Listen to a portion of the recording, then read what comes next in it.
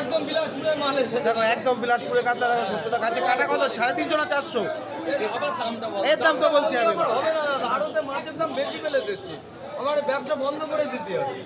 ভালো ভালো মাছ আনছি। কাটো কাটো কাটো দাদা, একদম মাছের তেল হয়ে গেছে দাদা, তো মাছের তেল হয়ে গেছে। কোনো ডিম নিয়ে দেখেন, একদম ডিম ছাড়া ফ্রেশ মাছ, একদম ডিম ছাড়া ফ্রেশ মাছ দেখেন, মাছটা তেল হয়ে গেছে। আর কেটে কেটে পেটির পিসটা বের করো, পেটির যে নেবে, অনেকে পেটির মাছ ভালো খায় তো, পেটির একটা লাইন করে রাখো কেটে সুন্দর করে। দাদা এখানে চলে আসবেন বনগাঁ নিউ মার্কেটের সত্যদার কাছে। সুপার কোয়ালিটি দাম আগের থেকে বলা যাবে না কেন, সব ওনার দাম বলে বলে, হ্যাঁ মাছের আওয়াজে সবাই দেখে তো ভিডিও, আর বলে আমার কাছে বেশি ফেলে দিচ্ছে। দামটা একটু পাইকারি দামটা বেশি হয়ে যাচ্ছে। দেখেন মাছের কোয়ালিটি দেখেন, এটা হলো বিলাসপুরের কাতলা,